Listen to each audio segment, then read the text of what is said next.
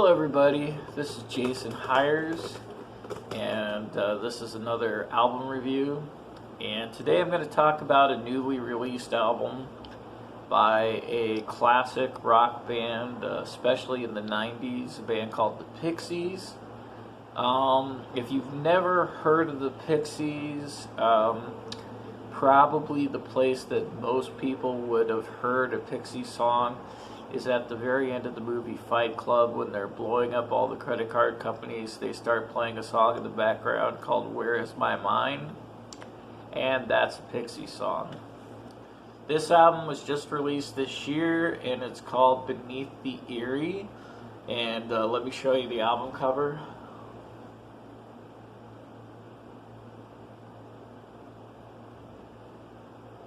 Okay.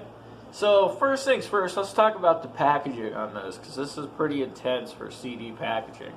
It is kind of cool. I mean, it's almost like a book. It's got easy to read lyrics and things like that. But the problem with this is pretty simple if you think about it, especially for somebody like me who has close to 800 CDs, is that this doesn't fit in with any of the other CDs I have. The packaging doesn't really work with what I have set up for CDs packaging. So if I want to integrate this CD in with all my other CDs, I have to repackage it into a different CD. Now this is the second time I've run into this particular format of CDs, and the other one was for a Paul Weller album that just came out recently that I picked up as well. And while the book format is kind of nice, the how to integrate the CD with everything else, and then if I do package this separately, do I just keep this somewhere as kind of like something to refer back to, or how do I work that? It's kind of a confusing packaging concept. So basically, the Pixies were a seminal band, and they broke up, and they hadn't released anything for a really long time. And then they reunited a few years back, and they started off, and what they were doing was they were going to do a series of EPs. Eventually they coalesced the series of EPs into an album that they called Indie Cindy. And then after that they followed it up with the second album called Head Carrier, and this is the third album since they reunited. Now, the original Pixies lineup was Black Ftancis on guitar and vocals, and he's also the primary songwriter. Have Joey Santiago on lead guitar. And the drummer is, I think, James Loverling, but if I get that wrong, please forgive me. And the original bass player was named Kim Deal. Now, Kim Deal did actually reunite and record one song with the new reunited Pixies, which was a song called Bag Boy, where she does sing background vocals and play bass on. However, for whatever reason, she decided to bail out of the project, and she actually has her own project that just released an album recently, a band called The Breeders. The Breeders had a fairly big hit in the late 90s with the song called Cannonball. And so they're a pretty decent band in their own right, and like for instance, a lot of people really have great admiration for Kim Deal. Like for instance, there's actually a Dandy Warhol song called Cooler Than Kim Deal, so that gives you an idea. A lot of people really like Kim Deal. But so this album, so basically they kind of started over a little bit. They rebooted, they hadn't been together for a while.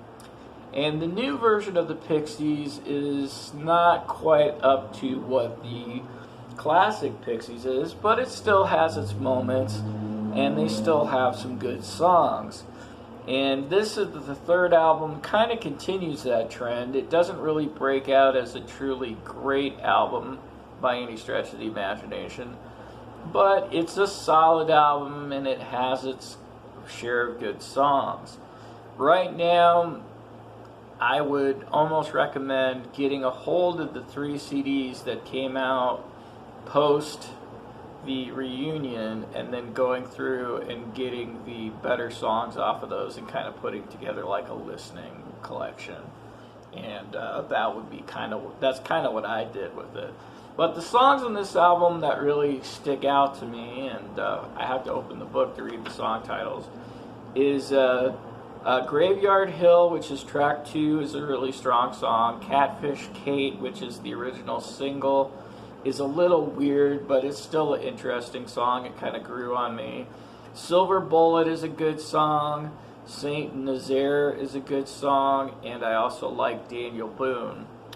Now this album, while it isn't like fantastically great, is fairly consistent from top to bottom. There really isn't any like real songs that are misses, but there aren't really a lot of songs that are really big hits either.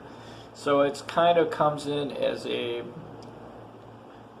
workable album. It's good, but it's not fantastic. I mean, if you like the Pixies, there should be enough here that you can hang your hat on that you'll still like the band and you'll like this album. This album kind of feels like they're moving towards something in terms of a kind of a change in their modus operandi, but they haven't got there yet. So it'll be interesting to see if this incarnation of the Pixies continues to move forward, what they're going to do.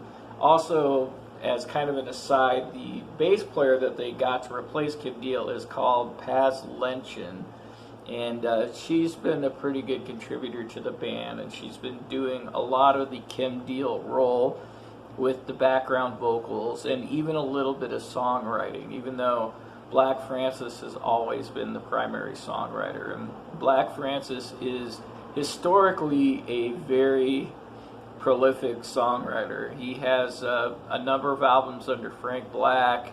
He has, he has a couple albums just under Black Ftancis. If you count the Pixies albums and the Frank Black albums, he's probably up to a good 15 or 20 albums at this point. So he's a pretty prolific songwriter. He's not always the mind-blowingly great songwriter, but he has a consistency and quality in his writing that's always there. And when he is really on, he can be an exceptionally good songwriter. I think that's going to wrap it up for today. I appreciate you watching these videos. Thank you, and have a great day, guys. Bye.